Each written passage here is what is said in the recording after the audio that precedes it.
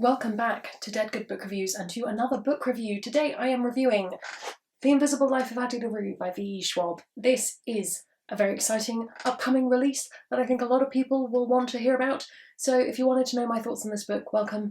You're in the right place. I've read most of what V.E. Schwab has written in the past, and I didn't want to pass up on an opportunity to read her latest book. I did have some concerns going in though, which we will come on to. Quick disclaimers before we start. I'm going to try and keep this spoiler-free as humanly possible. If you would like to go in knowing absolutely nothing about this book, as ever, why are you watching this video review? But also, maybe go read it and then come back here, but I will keep major plot spoilers out of the way for you. As you can probably tell, I read this digitally. I was sent a free digital review copy of this by the publisher via NetGalley. That doesn't affect my opinion at all. Nobody's paying me to talk about books.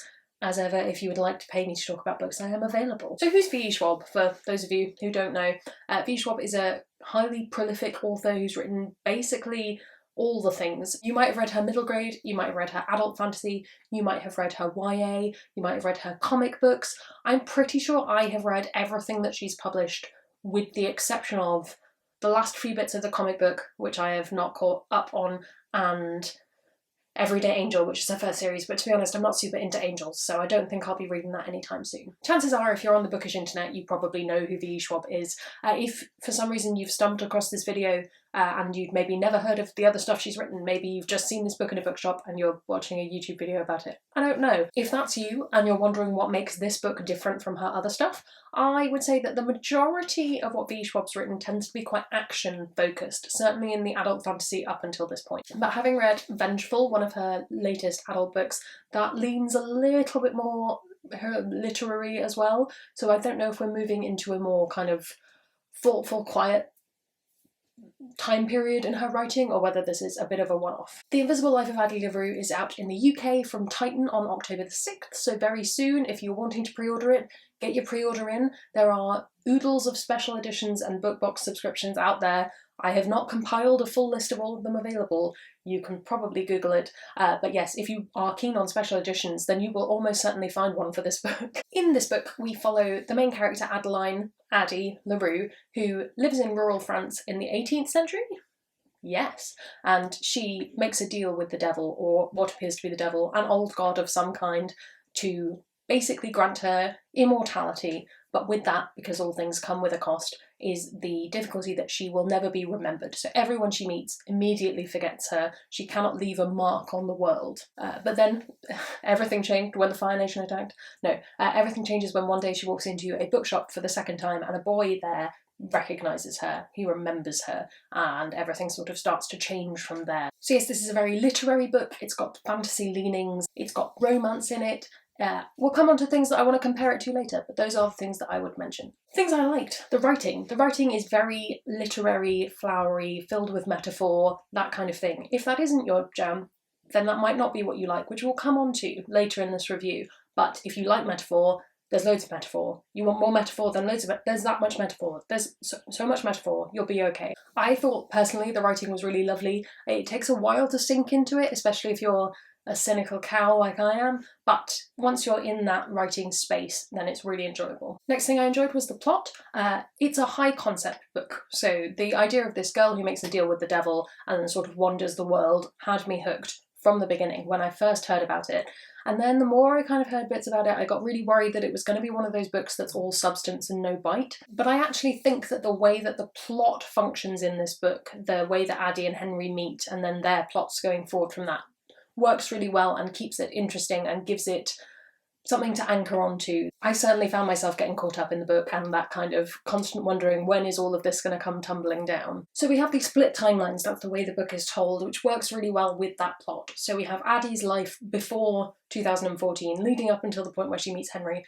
Mostly that's focused in on the early part of the curse, so her figuring out the boundaries of this life, but there's some other things in her past that we explore as well. And then we have the later storyline, which obviously takes place with Henry in the modern day, 2014, the modern day. I think this really works because it fleshes out a lot of Addie's character and a lot of your understanding of why she is the way she is now, without being too on the nose. It doesn't do that dual timeline thing of where you kind of get really hammered with the history repeats itself kind of thing. I think it could have been really interesting to read Addie's life from start to modern day, with all of that intervening turmoil. You know, the 18th to the 21st century is quite a big jump in technology and things, and seeing how a young girl from rural France would have experienced World War II, for example, would have been really interesting, but is not what this book is. And I expect there are examples of that kind of book out there if you wanted them. I can't think of any off the top of my head, but that's not what this book is. But the amount of kind of historic knowledge that you do get is enough to convey those 300 years of life and the rise and fall and all of that stuff and the rise again, and Addie's whole perspective on things. So it's done really well, and I think it's the right balance of those modern and ancient threads. Another aspect of the plot that I was a bit worried about was whether this was going to feel like a Manic Pixie Dream Girl story or a Manic Pixie Dream Boy story, because you do have this kind of everything was one way for a person and then they met one person who brought them out into the light, and was Addie going to be that for Henry? Was Henry going to be that for Addie? And in some ways it is kind of true, but I think what works about it and why it didn't bother me is that they are kind of each other's Manic Pixie something, Manic Pixie individual. So you have the way that they impact on each other, and both of them have things that need dealing with. And it's more a story about two extraordinary people meeting. And I can't go into it in too much detail because it's a big spoiler on some of the plot. But all I'll say is if that's a concern that you have, I wouldn't be worried about it too much. It's also a queer book. I mean, I'm not that surprised. It's V. Schwab. But what I will say is if you are looking for books that feature queer relationships, at various points throughout the book, both Addie and Henry are in relationships with people of the same gender. And it's well done, it's subtle, it's not the entire book, but it's also not hidden away. It's not a passing reference to kind of make me not sing my Where Were the Gays song, but it's there and it's concrete. And I think what is missing in that is, when did Addie realise that that was a thing she could do, and at what point did the way that she'd been brought up in rural France cease to matter? And is it, you could have played a lot with this idea of someone's going to forget you the next day, so there are no consequences with that. I think that would have been really interesting, but again, not what this book was. But if that book exists out there, tell me, I would like to read it. I think the fact that this book is at its core a straight passing relationship, but that still completely recognises that the characters are queer, is really well done and worked, at least for me. Okay, now we're on to that thing that I still can't quite come up with a name for. Things that were a bit iffy. So my first one is, I think some people aren't going to get on with the writing, and I think this is a real case of be willing to DNF or you will have a bad time. I would say give it 100 pages, which is about a third of the book, so a full investment. Give yourself 100 pages to get into it. If you cannot abide the writing at that point, put it down, put it away. You don't need to read this. It sounds a lot like I forced myself to like this book, and in some ways that's kind of the case. I made a conscious decision, this writing I will enjoy. And I think that's mostly a me thing, and that's how I dealt with the fact that I don't typically read very literary books. Just bear in mind, you might not completely love this, and that's absolutely fine. The other thing I thought I would bring up is it's a bit far-fetched at times, and I mean, obviously, it's a book about a girl making a deal with the devil. She's immortal. I'm not saying that this whole thing doesn't require suspension of belief, but it's also that the book very much feels like a movie montage almost. Addie and Henry's relationship comes about very quickly, and within that they go on these kind of dates to speakeasies, and there's a art installation that's also, bafflingly beautiful. It feels very night circusy, if you know what I mean by that. That kind of film filter on things where you think it's not quite the real world. I think that once you've suspended belief enough to deal with the immortality, that's not too big a thing to just go, yeah, of course that's happening. But it's one of those things where if you let yourself think about it for too long, it can kind of spoil the enjoyment of the book for you. I might just throw that out there. And lastly, again, not a criticism, more of a heads up, this book is very romance driven. It's not a romance in any way, shape or form, but the vast majority of the modern day plot, I'd say, has a romantic lean to it. So if you're not interested in that and you just want to read a book about a girl who makes a deal with the devil and there's, no romance whatsoever, this is not the book for you.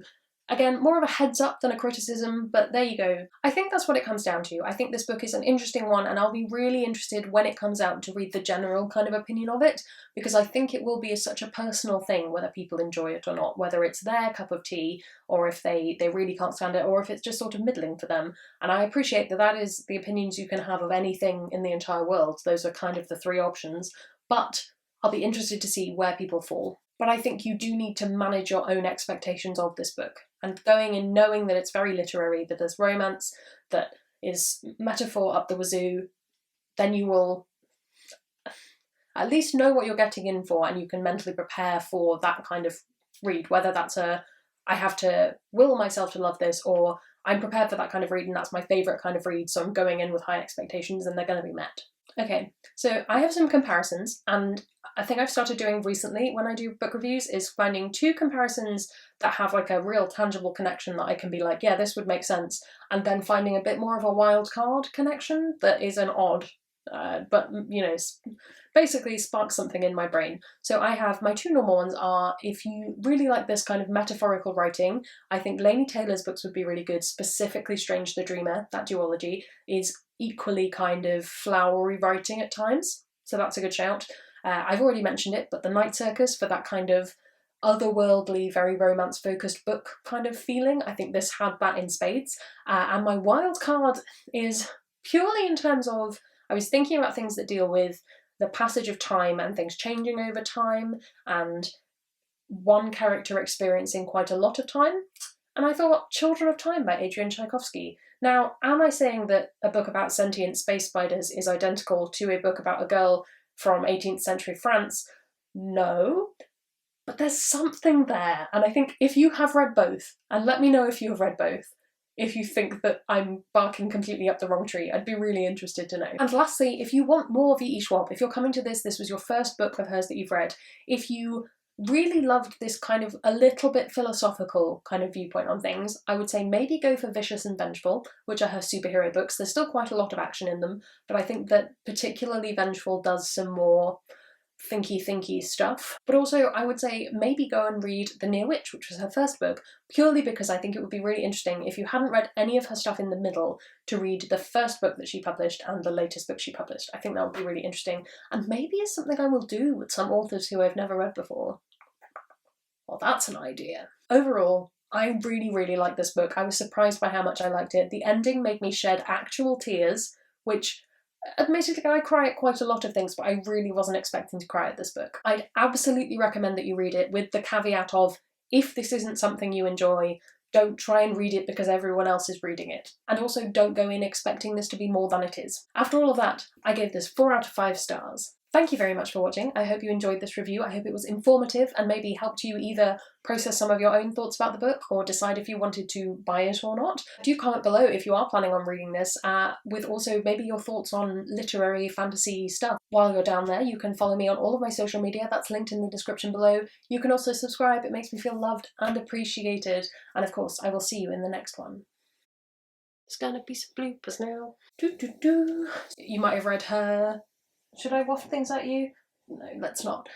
My camera battery's about to die. I'm going to swap out the battery now while I'm in the middle of a take.